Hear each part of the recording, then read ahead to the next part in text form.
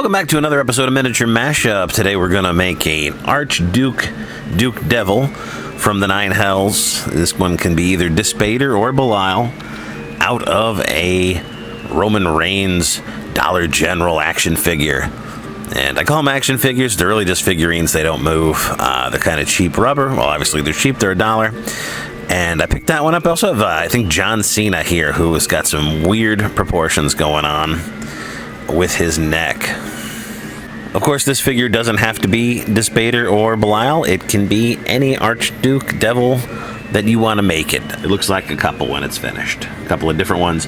You decide. Could be a homebrew Archduke Devil of your own that you've created with your little brain there. With your creative mind that you have. Now, I am making your silver pants blue. So here's what they look like at the Dollar General store. I've got two of them. These are the only two they had. At least the only two that I think I could do anything with. I'm going to give them a little dip in acetone just out of curiosity. One, I want to see how it treats the material they're made out of, and two, I want to see if it strips anything. And the only thing it takes off is whatever was coloring their face.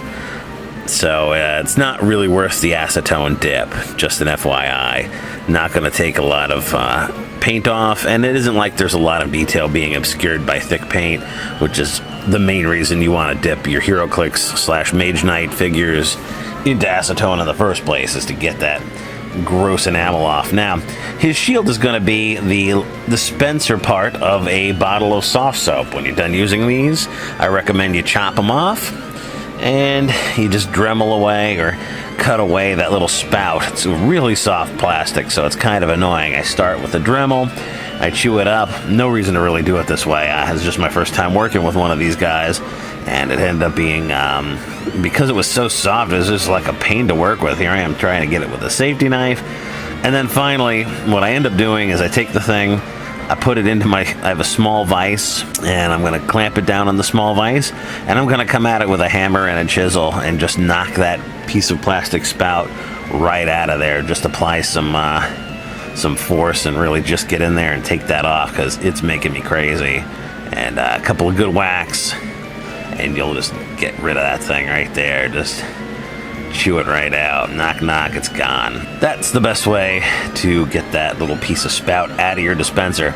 But for 54mm miniatures like this guy, Ogres, Giants, this is a really good source of wall shields. Now, I'm going to put that in his wrist using a small machine screw. So first I make a hole in his screw with a nail, then I Dremel a hole in the shield, I start the screw off inside the shield, and then I just screw the thing onto his arm, and you can see that's not going anywhere. That is on there really good, and I got the placement just the way I like it.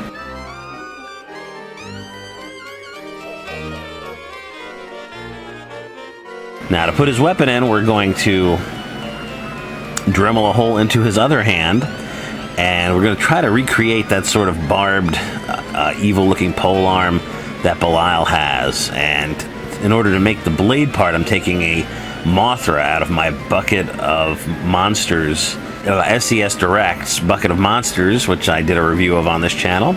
And I don't really have a lot of use for these Mothras, but this is a great one. I just got to clean it up a little bit with a Dremel tool, sort of alter it so it looks more like a set of jagged blades. It can still look insectile, but I want to make it look a little more menacing, get some edges on there. And then when we're done with that, we're going to just drill a hole right through it and put a kind of fancy sandwich stick through the middle, sort of sandwich that'll hold a club sandwich together. It's got some cool little grooves at the end, which I like. I didn't love the way the screw was holding his shield on, so I took a little hot glue to make a strap, make it look more like a leather strap holding the shield there over his bracer. And for horns, Devil's got to have horns. We're going to chop up the very ends of a toothpick, stick them to his forehead with some hot glue. And that looks pretty good when it's finished. Let's see what it looks like as we put him with various layers of paint on him. I'm not going to go through the painting process, but you can see what the different layers look like. And here he is, just on the table with fully painted. I think it turned out pretty good. He's put a skull bead on the base and some sand as well to flock it. I think that ended up looking pretty nice. Thanks for watching Miniature Mashup. Please tune in again. Try to keep these videos coming for you one a week or so. I hope this helps you save some money, keeps you interested in the hobby, or at least provides a nice diversion for 6 minutes. Please like and subscribe, or check out our Facebook page in the links below.